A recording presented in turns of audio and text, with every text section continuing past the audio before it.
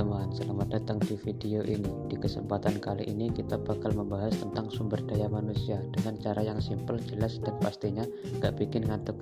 Jadi buat kalian yang penasaran atau lagi belajar materi ini, wajib tonton sampai habis. Oke, tanpa lama-lama langsung saja masuk ke materi pembahasannya. Hakikat dan pengertian sumber daya manusia. Secara mendasar, sumber daya manusia bukanlah sekedar deretan angka dalam daftar gaji atau alat produksi semata. Sumber daya manusia adalah energi hidup organisasi yang mencakup dua dimensi besar, fisik dan psikis. Dimensi fisik berkaitan dengan tenaga dan kemampuan teknis untuk melakukan pekerjaan, dan dimensi psikis mencakup bakat, kreativitas, empati, dan kemampuan intelektual. Manusia dianggap sebagai aset yang unik karena merupakan satu-satunya sumber daya yang bisa belajar, beradaptasi, dan memiliki kemauan sendiri. Tanpa manusia yang kompeten, teknologi tercanggih atau modal sebesar apapun tidak akan bisa menghasilkan nilai tambah perusahaan. Definisi dan kedudukan MSDM dalam organisasi. Manajemen sumber daya manusia adalah perpaduan antara ilmu, pengetahuan, dan seni untuk mengatur hubungan serta peranan tenaga kerja agar efektif dan efisien. Fokus utamanya yaitu melaraskan kepentingan individu karyawan dengan visi besar organisasi.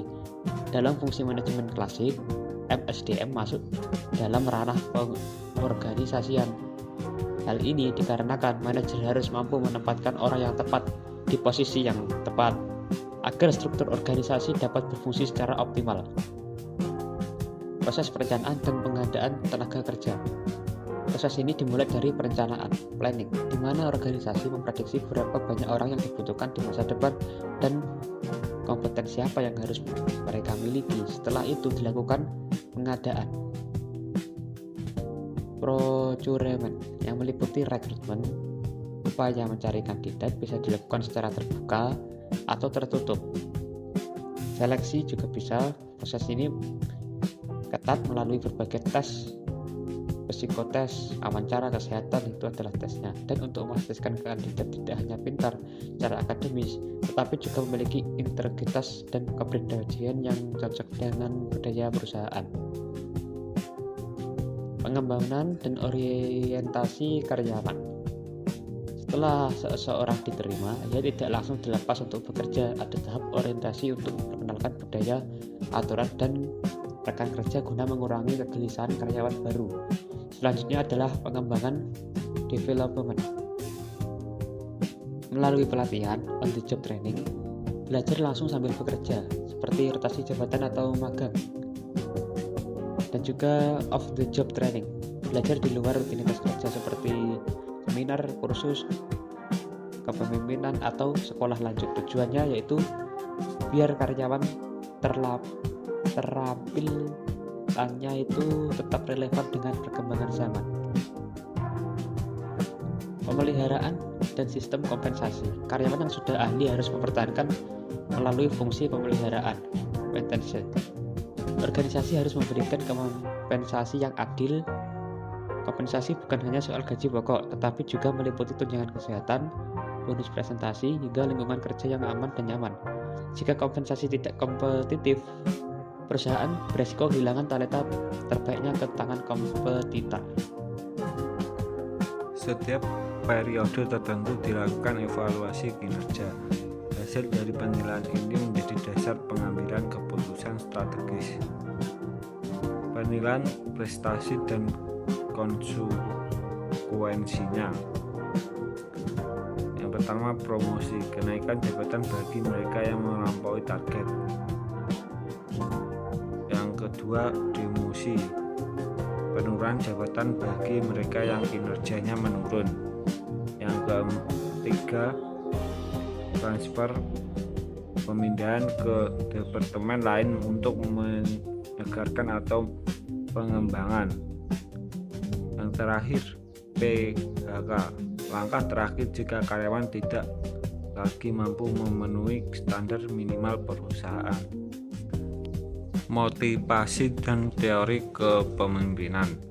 Motivasi adalah bahan bakar bagi SDM. Tanpa motivasi, kemampuan teknis yang hebat tidak akan menghasilkan produktivitas. A. Pendalaman teori Maslow. Maslow berpendapat bahwa kebutuhan manusia bertingkat manajer tidak bisa memotivasi karyawan dengan program aktualisasi diri seperti tantangan proyek besar. Jika gaji mereka belum mencukupi untuk makan dan tempat tinggal. 1. Fisiologis gaji pokok ruang kerja yang nyaman. 2. Keamanan jaminan kesehatan BPJS kontrak kerja yang jelas. Yang ketiga, sosial budaya tim yang kompak, kegiatan catering. 4. Penghargaan gelar Employee of the Month, pujian dari atasan. 5. Aktualisasi diri, kesempatan inovasi, otonomi penuh dalam kerja. B. Pendalaman teori M.C. Gregor. Teori ini sebenarnya berbicara tentang ramalan yang terpenuhi sendiri. Jika manajer menggunakan pendekatan teori X, mereka akan sangat mengawasi karyawan, memberikan aturan ketat dan sering menggunakan ancaman. Hasilnya karyawan justru menjadi pasif dan hanya bekerja jika diawasi. Yang kedua, jika manajer menggunakan pendekatan teori Y, mereka memberikan kepercayaan, delegasi, dan ruang kreativitas. Hasilnya karyawan merasa dihargai dan termotivasi untuk membuktikan bahwa mereka bisa diandalkan. C. Hubungan kepemimpinan dan motivasi. Manajer yang efektif harus bisa menyesuaikan gaya kepemimpinannya. Oktoratis cocok saat kondisi krisis yang butuh keputusan cepat. Demokratis cocok untuk tim ahli yang butuh banyak masukan ide. Bebas terkendali cocok untuk tim senior yang sudah sangat mandiri dan kompeten.